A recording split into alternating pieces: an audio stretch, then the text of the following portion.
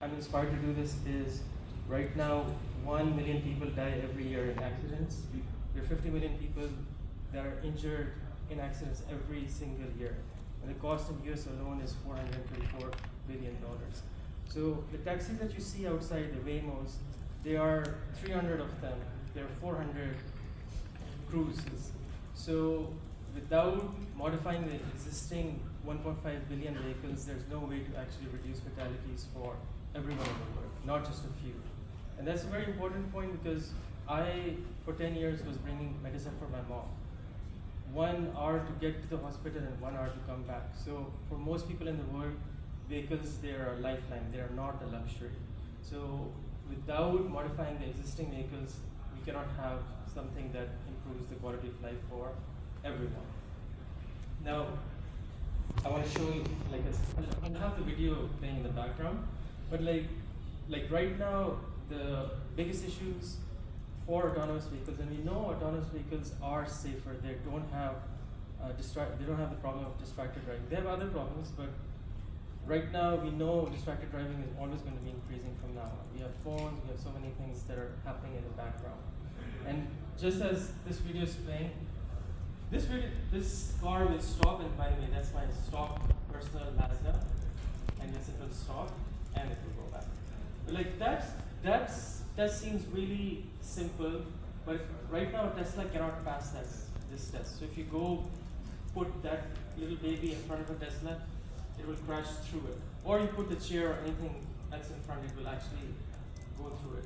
So I know Mr. Elon Musk had a really nice something a few days ago, but the current state of the technology is that we are not able to solve even basic problems. And that comes from 2 different reasons. One of them is, it starts with H, hubris. When you don't use the technology that actually works. For example, the technology that I use LiDARs and I use cameras. You need the convenience of cameras and you need the safety of LiDAR.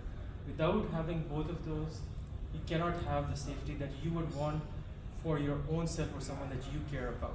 It's like, as a manufacturer, we're conditioned to think that, we're doing something for ourselves. Like, who cares what it happens? But would you do it for yourself, as the golden rule is? So my mission is to be the person that I can put it for someone I care about.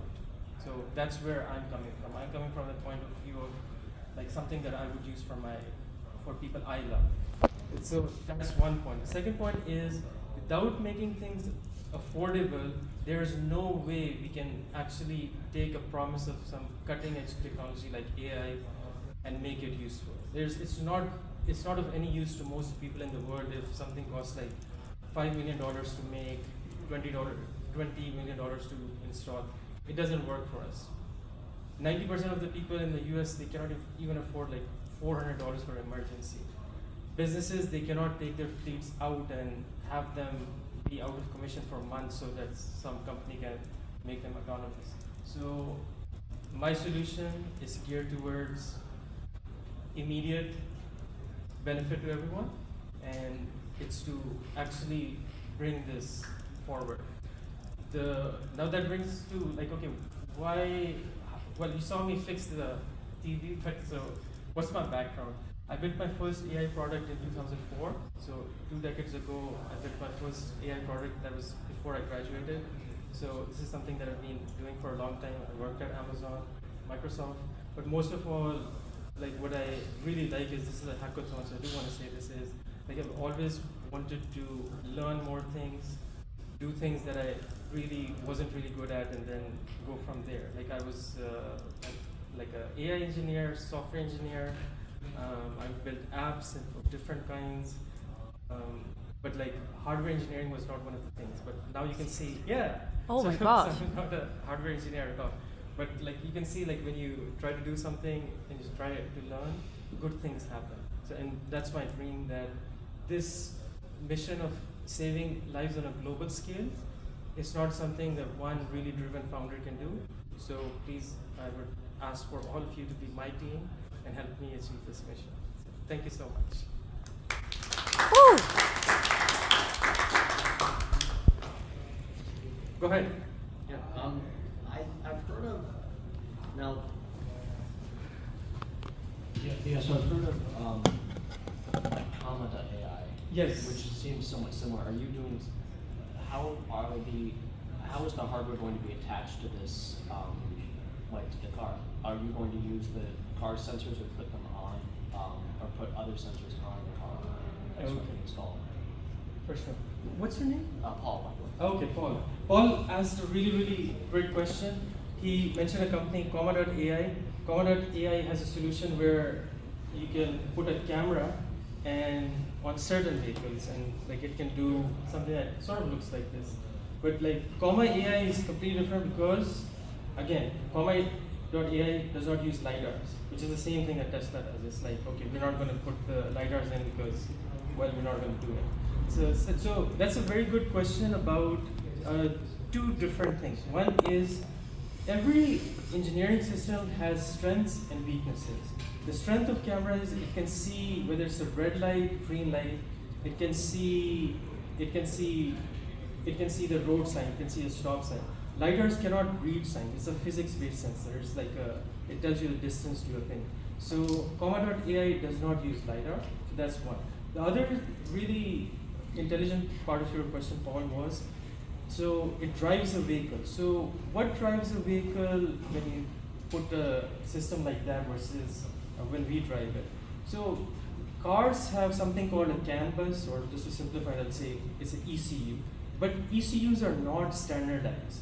The ECU on a Honda is not the same as ECU on a Toyota, and even within model line, so something on a Camry versus Corolla, they don't use the same ECUs. So when you're programming for something, you don't program. So right now, if you do something like Comma.ai, you would be writing for that particular model of that particular year. So clearly you can see that model does not scale up. You're doing one by one by one by one. So that's one thing. The thing is you don't actually have access to the ECU itself most of the time. So that's the difference between my solution, which actually does not rely on ECUs. One other fact is most vehicles in the US, they are more than 12 years old. In European Union, they're also more than 12 years old. So most vehicles in even the most advanced economies, they don't have ECUs. So a solution like Comma.ai or like an ECU-based solution will not work. So that's the question. And really, really great question, by the way. You do know your stuff. Very impressive what you Thank know. you. How are you dealing with liability? Okay, so liability, that's a really great question. Liability is always based on where you are situated legally, and secondly, the equipment manufacturer is actually never responsible for what you're doing. So if you have a grill and for some reason a fire happens in your home and the neighbors, their pet gets burned, that's still your liability. Same way, when an accident happens on a Ford right now, the liable person is the driver, it's not the car company. So the liability depends on the legal principles in place, and right now that's actually but I do want to say what my personal philosophy on this is. Just because I'm not personally liable or my company is not liable or LLC doesn't mean I don't care about this. The reason I start with this safety is because I want to be caring about things that I don't even have to care about legally. So it's a very good question about who's legally liable. It's the person you're liable for, but as a mission and a company, I care about saving lives. That's the whole reason I do this. Yeah. So, as a solution, like you said, you're mentioning about the camera and lidar. Yes. What's the solution package look like? And Okay. when do you gonna launch and Yes. how? So, could you So- tell me more about that? Okay, so the question is about when would we be launching? So that reminds me of a very good test that I did. I actually rented out a U-Haul and converted it into Autonomous in 20 minutes, and I did my videos. So if you go to my channel, you can see those videos. But the whole purpose of that is anyone should be able to install it, and it should be it's self-calibrating and all. I built this and prototyped this and tested it to the point where I'm comfortable that it's safe. And right now, what I'm doing is fundraising, hiring a team so I can actually acquire a New Zealand license and a California license. Oh, yeah. Yes. My question is, so like where is that the software? Like It then doesn't where should I install to? Oh, okay. So the lidars and the cameras the lidar goes outside on your car, like on the bonnet, on the front bonnet, and one on the back. And the camera also, it installs. So it goes on your car, and then there's a robot that actually does the driving for you, and you can control it, and you can say, okay, I want to go from here to there. So That's how that you are selling camera and lidar, and it's compatible to connect to the, I don't know, Toyota, or based on their car. It's model independent, basically. So it would work on a GMC or a Honda or a Toyota or anyone. So it's universal then? It's universal? Yes, exactly. Any year, any brand, any year. Yeah, any brand, any year. Yes. Wow. Yes. The whole point is like coming up with a solution that can work across people. So if you go build for an ECU, it doesn't do it. If you go for one brand, no matter how big, like the U-Haul van that I did it on was a GMC Savannah. There are like 50 million examples of those. But if you build for just one, then you're building for one. So you cannot do that. You had a question? Yeah, you mentioned a lot of cars that are very old, 12 years plus, right? Yes, the average age of vehicle in the US and European Union I'm is just 12 wondering, years. like, how are you gonna be able to control like the speed, the brakes electronically if you don't have like interface to?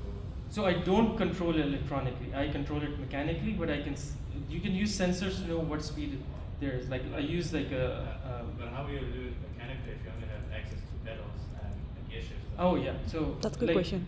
So if you have like I use a device, a mobile phone, which has all these sensors. Accelerometer, it tells you how fast you're going, where you are. So you know how fast you're going even without connecting to the ECU of it. So for example, like my watch, like a simple example. Yeah. But how will you manipulate the speed? I can understand you can read the speed, but how Yeah. will you adjust the speed? Brake? I use a robot. There's a robot that gets installed, and that's the one that's accessing the thing. The ECU case is simple. I want to make like one distinction. Like my system, like I can write an ECU kit that can do it on ECUs of cars that are available. So that's a possibility for me. That's the easy case for me. This is the difficult case is making something that works across everyone, which is I've solved the harder problem. The simpler problem of like how do you that's the easier part. Way easier. If you took like newer models, would it be very easy to plug and play? Yes, but then you wouldn't be benefiting everyone, which is everyone in the world, which is my mission. Yeah, and that's the whole purpose. Like I don't want to, like I said, I want to make a solution for everyone, not just a few people. Yeah, so I can solve the easier problem. It's like it looks cooler, but it doesn't solve a problem. It looks good when I'm standing here, but it wouldn't satisfy what I want to do. So that's the real answer. Yeah. But will it not require the same, need to have the same passes as Waymo and Tesla, autonomous, any autonomous vehicle? You're talking about regulation. So regulation is again based on where you are. For example, California requires a license. If you go to Maryland, you don't require a license. If you go to Idaho, you don't require a license. So licensing again is a legal concept. So where you are depends on like what license you need. So I would that's why I said I'm currently in the process of acquiring a California license and a New Zealand license. New Zealand license because first it's on the web, I can pass it already, and it's like completely transparent. The licenses that you have in the United States, they are opaque. We have regulatory capture here, so it's more on who you know and who you are than an actual license.